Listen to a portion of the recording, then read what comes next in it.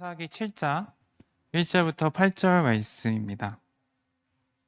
사사기 7장 1절부터 8절까지 말씀입니다. 네. 화면이 안 보여서 지난주에 못 읽었다는 그런 판단하에 일찌감치 제가 비켜 보이도록 하겠습니다.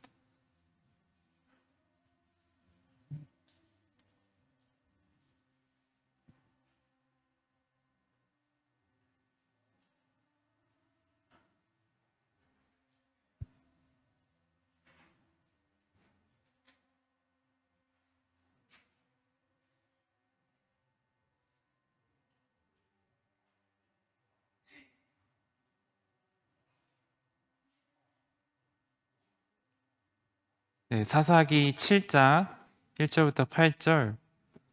네.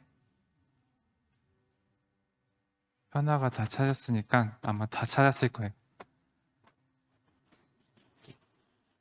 그러면 한 절씩 교독하도록 할게요. 저 먼저 읽도록 하겠습니다.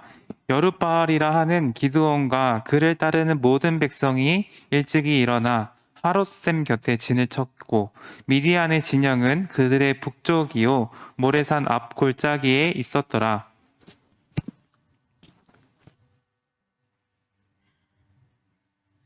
여러분 2절이에요. 시작.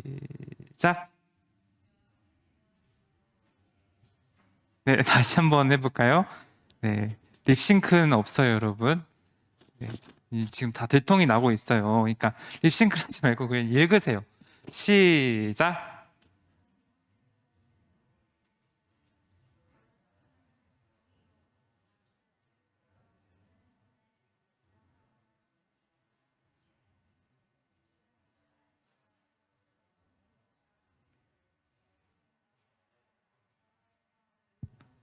이제 너는 백성의 귀에 외쳐 이르기를 누구든지 두려워 떠는 자는 길르앗산을 떠나 돌아가라 하시니 이에 돌아간 백성이 2만 2천 명이요 남은 자가 10,000명이었더라.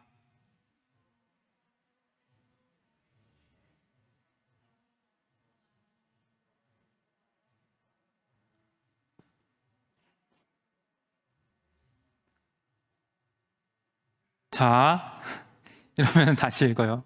다시 시작.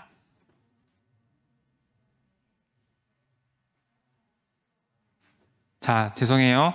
다시 읽습니다. 시작.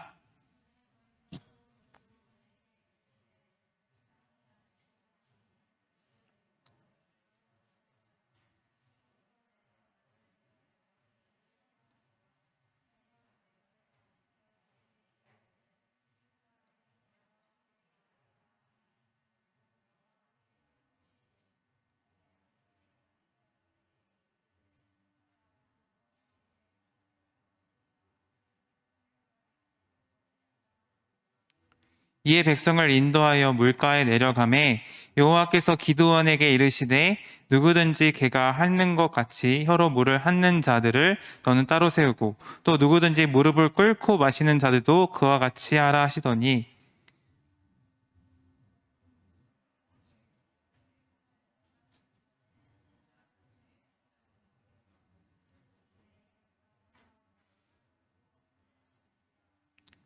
여호와께서 기드온에게 이르시되 내가 이 물을 핥아 먹는 300명으로 너희를 구원하며 미디안을 내 손에 넘겨 주리니 남은 백성은 각각 자기의 초소로 돌아갈 것이니라 하시니 이에 백성이 양식과 나팔을 손에 든지라 이스라엘 모든 백성을 각각 그의 장막으로 돌려보내고 그 300명은 머물게 하니라. 미디안 진영은 그 아래 골짜기 가운데 있었더라. 아멘. 네. 말씀 읽는 게 좀 어렵죠. 아침 일찍 일어 잠결에 읽는 것도 좀 힘들 텐데 또 소리 내서 읽으면 잠도 좀 깨지 않을까 생각이 들어요. 그러니까 뭐 우리 잠도 깰 겸 또 어차피 예배 드리는 입장이니까 우리가 잠결에 예배 드리지 말고 이렇게 예배 잘 드리면 좋을 것 같습니다. 사진 제가 준비했는데 혹시 네 잘 안 보이실 거예요. 이게 좀 찾아보니까 잘 안 나오더라고요.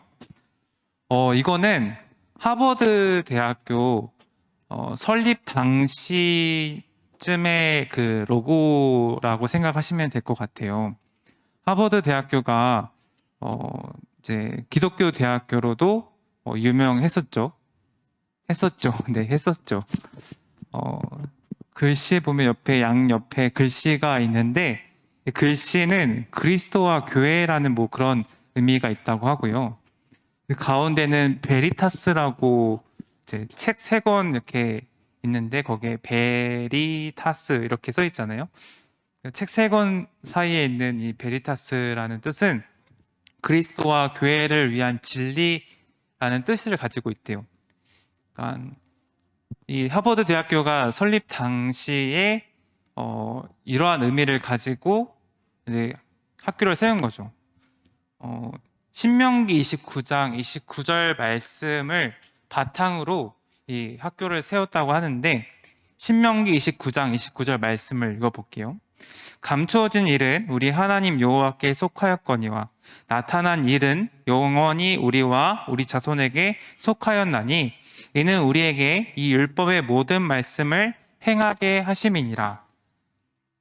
즉 감추어진 일들은 하나님의 속해 있고 나타내진 모든 말씀은 우리에게 속하여서 그 말씀을 우리가 행하게 하셨다라는 그런 이념을 가지고 이 로고를 만들었대요. 학교를 설립했대요. 그래서 보면은 위에 배와 리에 써 있는 책에는 책이 펼쳐져 있는 그런 모양이고 아래 타스에 있는 그 책은 약간 책이 덮여져 있는 그런 의미라서 덮여져 있는 부분 책은 감추어진 일 그리고 펼쳐져 있는 건 이제 나타난 일이겠죠. 그래서 감추어진 거는 내가 알지 못하기 때문에 겸손을 의미하고 나타내진 이 말씀을 통해서 우리가 진리를 나타내자라는 그런 설립 이념으로 신명기 29장 29절 말씀을 이념으로 이렇게 학교를 세웠다고 합니다. 그런데 한번 다시 눌러주시겠어요? 다음 사진. 이게 이제 책은 이제 이후에 바뀐 학교 로고인데 책이 다 펼쳐져 있죠. 베리타스 그리고 옆에 아까 옆에 써있던 그런 문장도 없어지고 그리스도와 교회라는 그런 문장도 사라지고 베리타스라고 써있는 이 책들은 다 펼쳐져 있어요. 이제는 감춰진 건 없다. 우리가 다 안다. 모든 지식과 우린 지혜든 다 풀어냈다. 우리가 다 그렇게 할 수 있다. 라는 뭐 교만의 상징으로서 보여줄 수 있는 어떻게 보면은 하나님의 모든 감춰진 것들이 없고 우리가 다 밝혀냈다라는 그런 의미로서 하버드 대학교가 설립적인 이념을 버리고 새로운 이념과 새로운 가치를 추구하고 있는 모습을 보게 됩니다.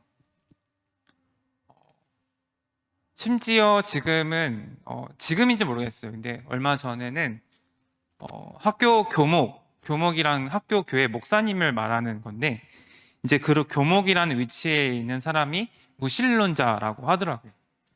그러니까 처음에 설립할 때는 하나님의 말씀이 설립 이념이 되었는데 이제는 그런 하나님을 벗어버리고 새로운 또는 교만에 대한 그러니까 세상의 모든 지식을 알고 있다라는 생각으로 기독교를 벗어버리고 하나님을 떠나버리는 그런 학교가 되었다라고 하죠. 오늘 우리가 살펴보고자 하는 것은 사사기입니다. 사사기 시대도 마치 이러한 상황이에요. 네, 그냥 넘겨주셔도 돼요.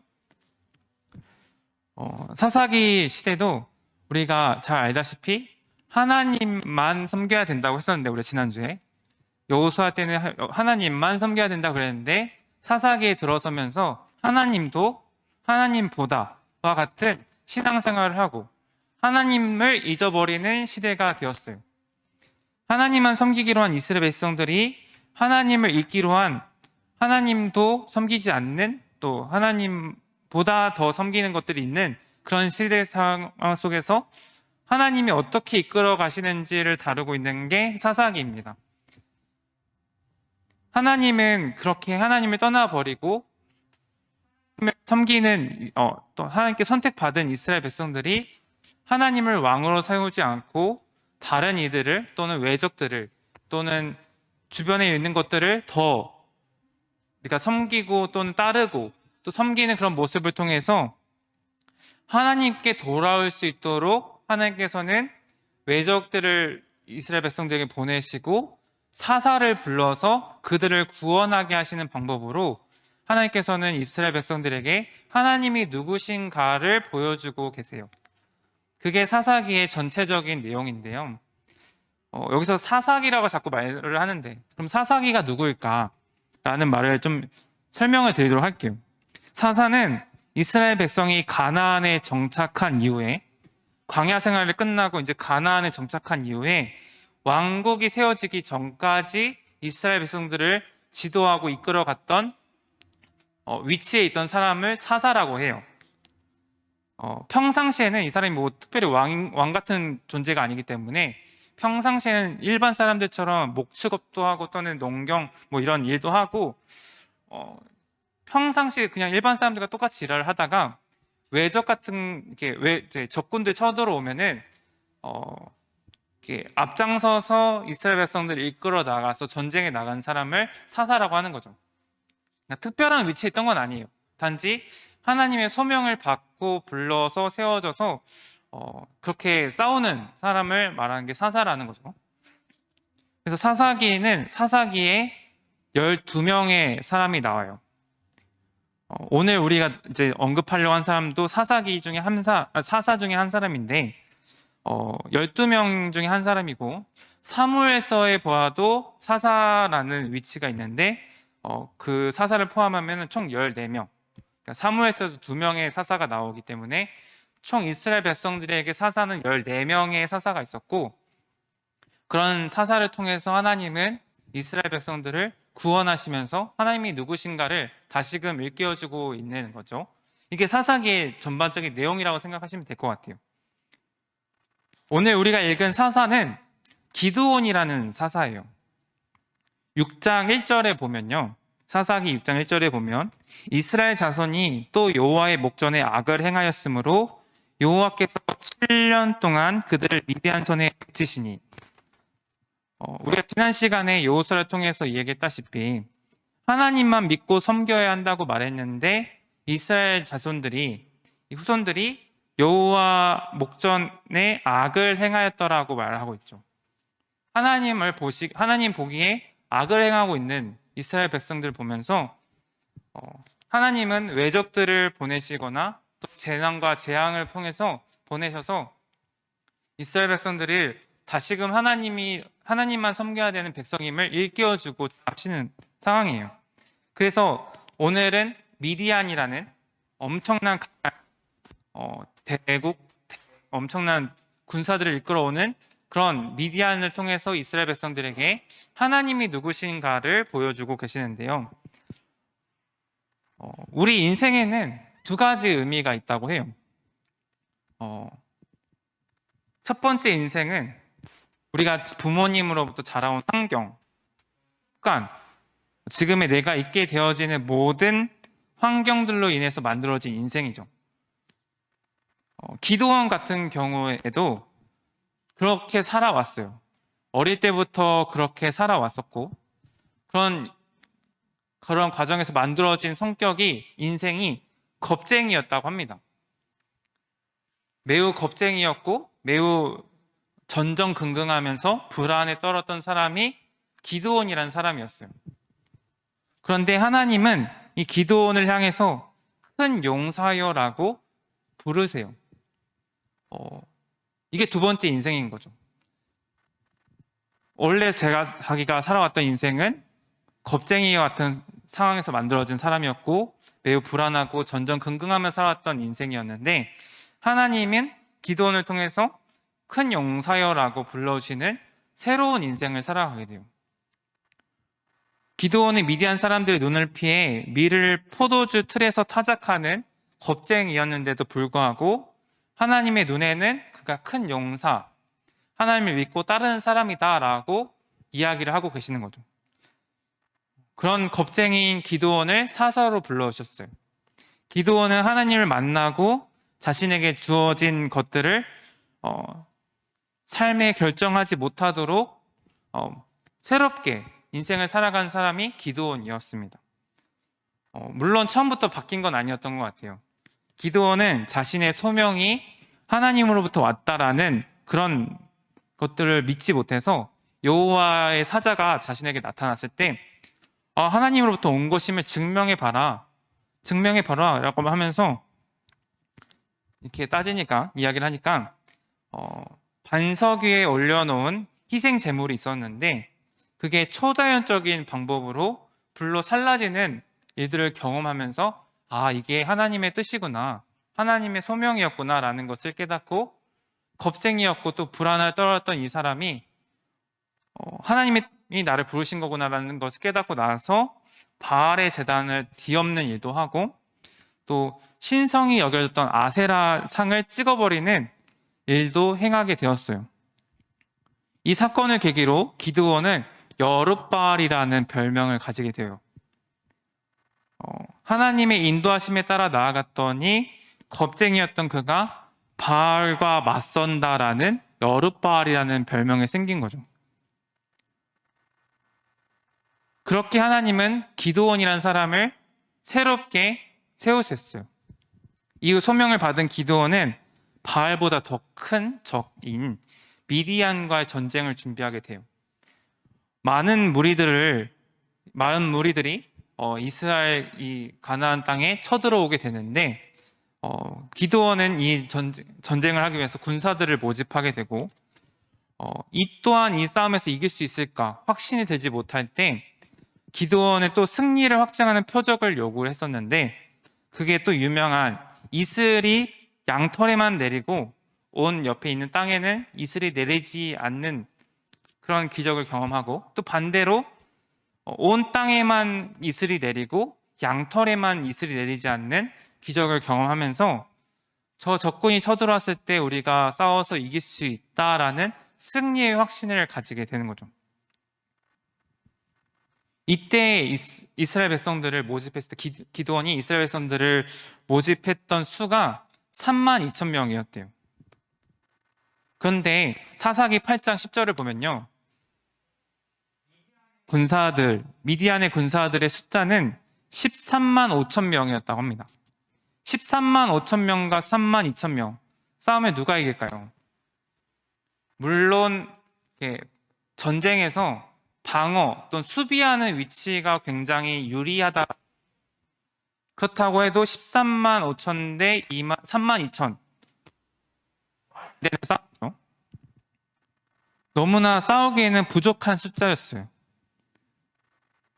그런데 하나님께서는 이들 중에 두려워하는 자들을 돌아가라고 얘기해요.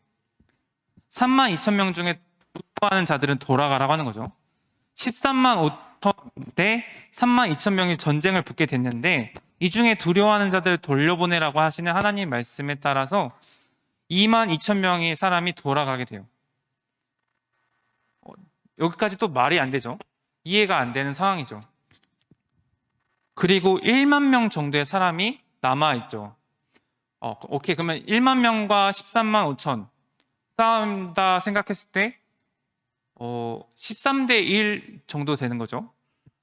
혼자서 13명을 무찔러야지 싸움을 이길 수 있는 그런 상황인데, 그런데 하나님께서는 여기서 너무나 많다, 아직도 많다라는 말을 하면서 물가에 가서 물을 마시게 하고 그 마시는 방법에 따라 구분하셔서 손으로 물을 하는 사람을 남고 무릎 꿇고 입을 대고 직접 마신 사람은 떠나라고 말씀하셨어요. 그렇게 남은 사람이 300명이었어요. 우리가 너무 좀 유명한 기드온의 300용사가 이렇게 나온 거예요. 300이란 영화에 보면은 페르시아 군대가 쳐들어왔을 때 스파르타 300의 군사들이 전쟁에 나가서 몇 번 승리는 해요. 몇 번 승리를 하고 유리한 위치에 올라가서 전쟁에서 이기기도 하는데 그냥 패하죠. 전멸을 해요. 이와 같이 10만 대 300명이 싸우면은 불리할 수밖에 없고 당연히 질 수밖에 없는 전쟁인데 하나님은 아직도 많다라고 하시면서 300의 용사만 남기셨어요. 기드온은 이런 상황을 보면서 어땠을까요? 사실상 300명은 군사력이라고 할 수 없는 상황인데 의미 없는 숫자인 사람들인데 기드온은 이렇게 하라는 하나님 말씀에 순종을 하는 거죠. 그 이유는 바로 하나님이 나를 부르셨고 이 전쟁에서 승리하게 하신다라는 그 양털의 기적을 통해서 제단에 불사르는 그런 기적을 통해서 하나님이 나를 부르셨구나라는 새로운 인생을 살아가는 새로운 소명을 가지게 살아가는 기드온의 믿음이 있었기 때문이에요. 그렇다면 하나님께서는 왜 이렇게 극단적으로 적은 숫자를 남겼을까요? 2절에 보면요. 하나님은 이는 백성들이 나 스스로 자랑하기를 손으로 나를 구원하였다 할까 함이라 라는 말씀을 하고 있어요. 하나님께서는 이 전쟁의 승패에는 또 나아가 이 백성들의 삶에 무엇이 달려있는가 이 전투를 통해서 알려주고자 하신 거죠. 즉 전쟁의 승패가 중요한 게 아니라 이스라엘 백성들의 마음의 상태, 마음이 중요했던 거예요. 이스라엘 백성들은 두 차례 걸쳐서 돌려보내는 그 과정들 통해서 하나님의 말씀에 순종하는 기드온의 모습을 보게 돼요. 13만 5천 명의 적들을 바라볼 때는 결코 적들을 이길 수 없는 상황이죠. 300대 13만 5천 명에 싸워서는 절대 이길 수 없는 희망조차 가질 수 없는 그런 상황에서 이 이스라엘 백성을 돌려보낼 용기가 없는 이런 상황에서 적들이 아닌 하나님만 바라볼 때 그는 하나님의 말씀에 순종하는 사람이 된 거예요. 즉 우리가 두려워해야 할 대상이 누구인가 또 우리가 두려워해야 할 것이 무엇인가를 보게 되는 거죠. 이스라엘 백성들이 적군이 쳐들어왔을 때 두려워했던 거는 그 적군들 두려워했지 하나님을 또는 벗어나서 하나님의 말씀에 순종하지 않아서 하나님의 말씀에 따라 살아가지 않는 그런 것들을 통해서 하나님이 우리에게 주시는 그런 두려움을 가지지 못한 이스라엘 영적인 상태를 보여주고 있는 거예요.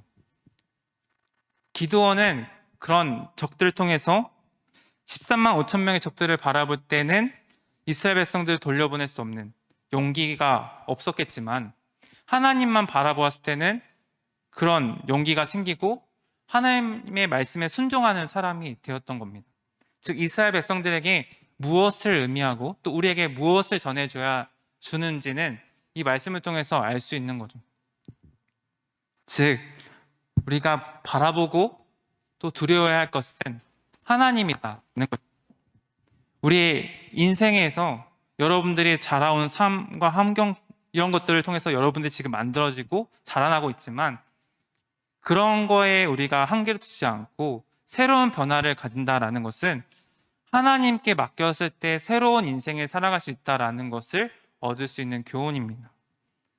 사사기의 말씀을 보면 여호수아가 죽고 난 이후에 다음 세대가 아니라 다른 세대라고 기록하고 있어요. 세상은 더 많은 것을 가지고 또 더 화려한 인생들이 승리의 조건이라고 이야기를 합니다. 그리고 하나님을 떠나는 삶이 삶의 근원이고 하나님을 떠나는 삶이 그것이 삶의 방법이다라고 이야기를 해요. 그러나 오늘 말씀은 그 모든 것이 아니라 하나님의 우리의 승리의 조건이라고 얘기를 하고 우리가 어떠한 한계를 두고 우리가 걱정하고 두려워하는 것들을 벗어버리고 하나님만 바라보았을 때 삶의 근원 되신 그 주님께서 이끌어 가신다라는 것을 보여줍니다. 모세가 그리고 여호수아가 그러하였듯이 하나님의 말씀에 변함없이 순종하며 나아가는 다음 세대가 되어야 한다라는 것입니다. 우리가 바뀌려고 하려고 한다면 줄여야 할 게 있겠죠. 전도사님이 지금 큰 변화가 없어 보일지 모르겠지만 다이어트를 나름 하고 있어요. 먹는 걸 줄이고 시간을 쪼개서 운동도 하고 줄여야 할 것이 있다면 줄이고 또 허비할 건 써야 할 건 또 쓰는 그래야지 바뀌는 걸 보게 되죠. 또는 채울 것이 있다면 채워야 되는 게 변화의 시작입니다. 우리가 정말로 줄여야 할 것들이 있다면, 우리가 정말 변하려고 한다면은, 우리가 줄여야 할 것들이 있다면 내 지금의 한계가 될 수도 있어요. 내가 생각하는 틀, 내가 생각하는 뭔가 한계, 이런 모든 것들이 우리가 줄여야 되고 없어야 될 것일 수 있어요. 나의 안에 연약함도 그것이 포함될 수도 있겠죠. 우리가 승리하려면은 하나님을 붙잡을 때 하나님이 바꿀 수 있습니다. 하나님의 삶의 근원이 되어야 해요. 아직도 많다라는 것은 나의 근심과 걱정이 될 수도 있고요. 우리가 생각하는 한계라는 것이에요. 결론을 맺도록 하겠습니다. 다음 세대가 아니라 다른 세대가 되어가고 있는 그런 사사기 같이 오늘날도 우리가 하나님의 말씀에 온전히 서지 못하면 다른 세대가 됩니다. 그리고 세상은 더 많은 것을 가지고 또 더 화려한 인생들이 승리의 조건이라고 하는 거에 우리는 넘어갈 수밖에 없습니다. 내가 가진 지식이 부족하고 내 머리가 또는 내 두뇌가 부족하다 그래서 한계를 두고 있는 그런 모습에 우리는 지칠 때도 있어요. 또는 우리가 이 예배 시간을 벗어나 또 하나님을 벗어나는 삶이 진리다, 또 그것이 우리의 최고의 유익이다. 왜 저기서 시간을 쏟고 있느냐? 왜 저곳에서 하나님을 믿고 있느냐? 라면서 세상 사람들이 비난하고 비방하는 것을 통해서 우리는 쉽게 넘어질 수 있어요. 그러나 오늘 말씀을 통해서 그 모든 것이 아니라 하나님의 말씀의 주역이고 하나님이 우리의 승리의 조건이 되심을 고백하고 있습니다. 삶의 근원이 되심을 가르쳐주고 있습니다. 오늘 우리 친구들이 그것을 기억하며 나아가기 원합니다. 기드온이라는 사람이 겁쟁이 또는 또 불안하고 걱정하며 살았던 그런 기드온이 여룻바알이라는 이름, 별명을 가지면서 새로운 인생을 살아가게 되는 것처럼 우리 친구들이 하나님 말씀을 따라서 하나님께 내 삶을 전부 맡길 때 하나님께서는 미디안의 군사들을 물리치게 하는 앞장서서 세우시는 사사로 세우는 그런 모습처럼 여러분들을 바꾸고 인생을 이끌어 가실 것입니다. 우리가 바뀌려고 하면 하나님께 맡기고 하나님을 의지해야 됩니다. 우리 그런 중등부 친구들이 되길 바랍니다. 언제나 어디서나 변함없이 하나님 말씀에 순종하며 나아가는 다음 세대가 되길 소망합니다. 기도하도록 하겠습니다. 하나님 아버지, 오늘 이 시간 우리 친구들이 그런 하나님의 말씀에 온전히 순종하는 다음 세대가 되길 소망하며 나아갑니다. 하나님, 우리의 승리의 조건이요 삶의 근원이 되심을